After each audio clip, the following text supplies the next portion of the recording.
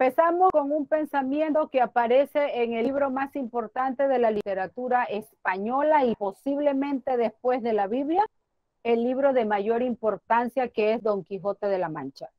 Dice Don Quijote: la libertad, Sancho, es uno de los más preciosos dones que a los hombres dieron los cielos.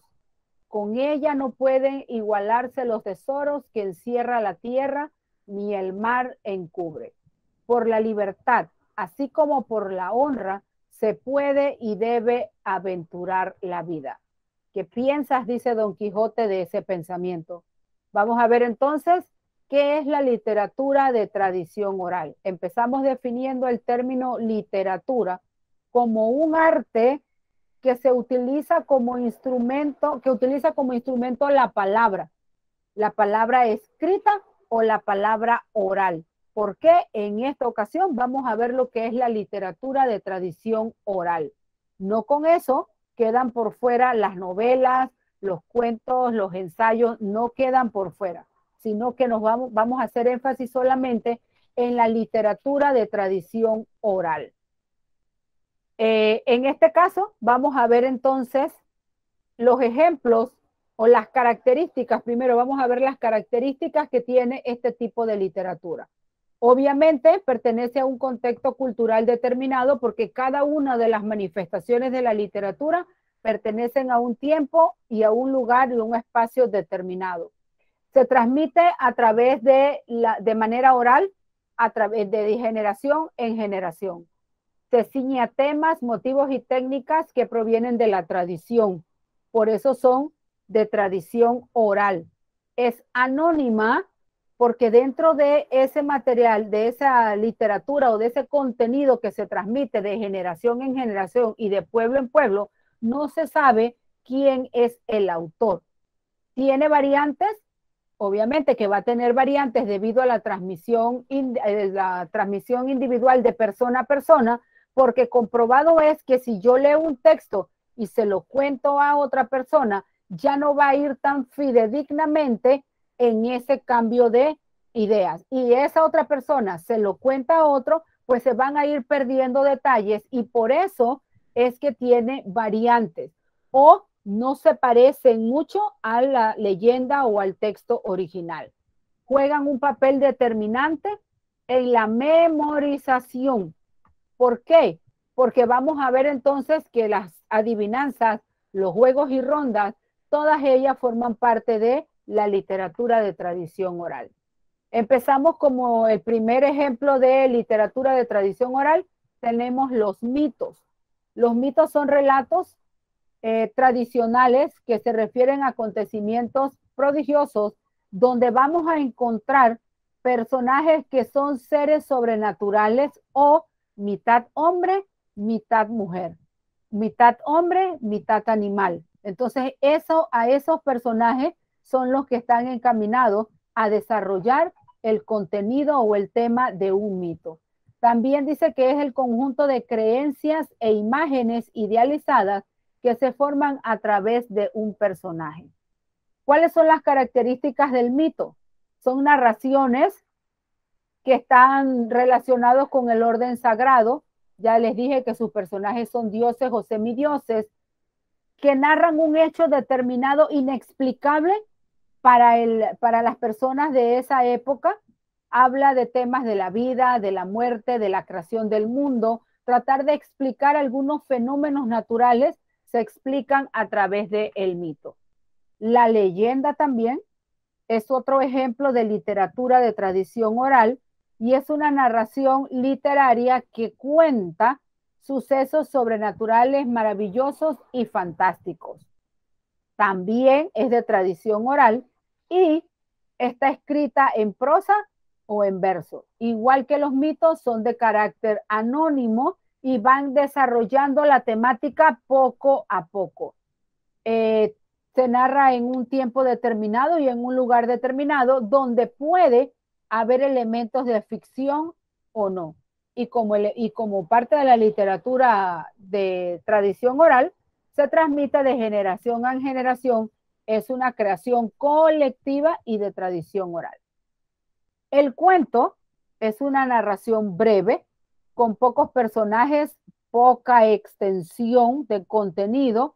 Y lo más importante es que a diferencia del mito y de la leyenda, este sí tiene un autor.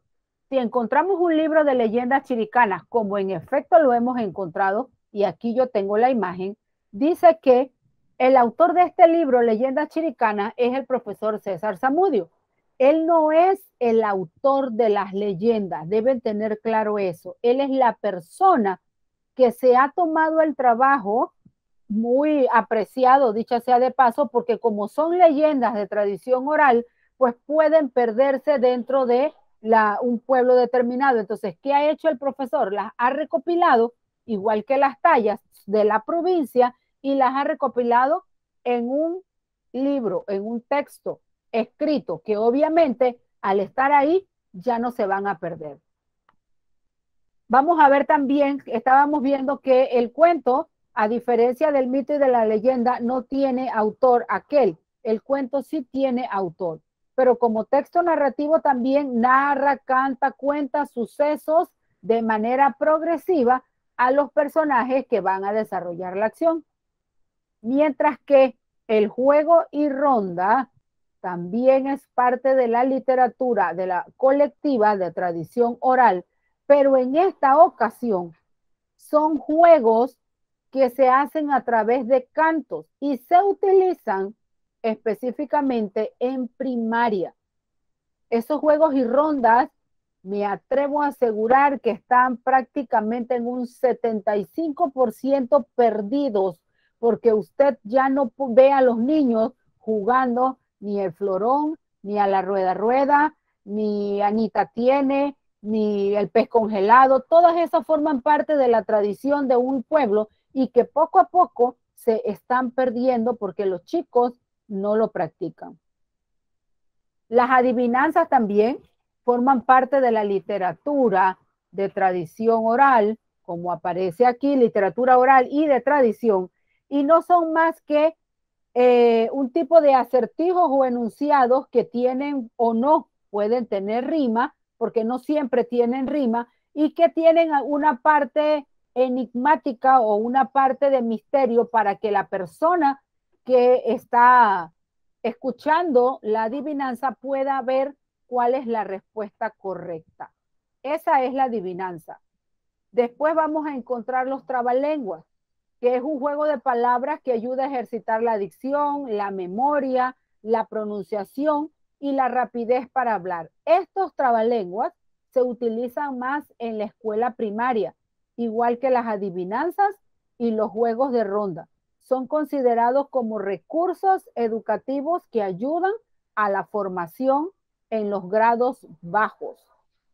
Por último, entonces, vamos a ver aquí unos ejemplos de palabras idénticas que se repiten: Pablito, clavito, calvito. Esos son los trabalenguas que se utilizan, y aquí está: Pablito clavó un clavito clavó Pablito. Esos son los tipos de juegos que se utilizan en los trabalenguas.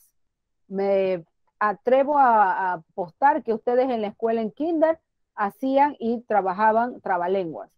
La décima es también, forma parte de la literatura, es de tradición de pueblo en pueblo, y en Panamá pues se cultiva más en las provincias centrales.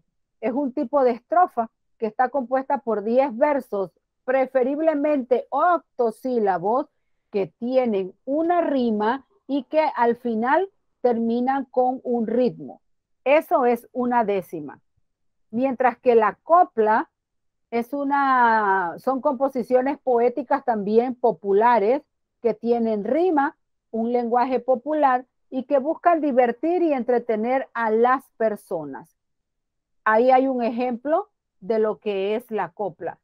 La tamborera, esa también es un tipo de literatura de tradición donde tiene ritmo, tiene música y se adecua al sector geográfico del país o de la provincia, en este caso aquí de Panamá, en la provincia en que se desarrolla.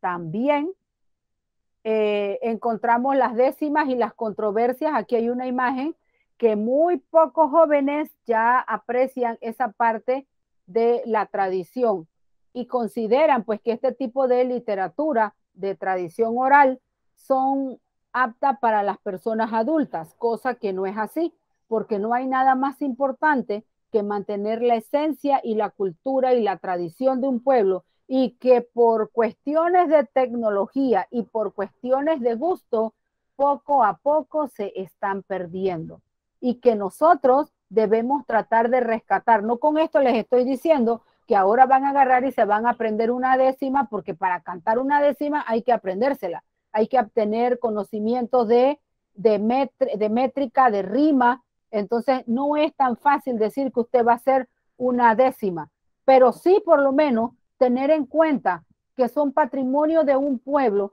que al perder la identidad, a desaparecer, se pierde la identidad del pueblo y forma parte de la esencia y la tradición de todo un país. Por eso es importante tratar de recuperarla. Miren que ya les dije, yo estoy más apuesto que ya un 75% de lo que son los juegos y rondas están a punto de desaparecer, porque las escuelas en kinder y prekinder, primer grado, que deben enseñar en educación física los juegos y rondas, no los están haciendo.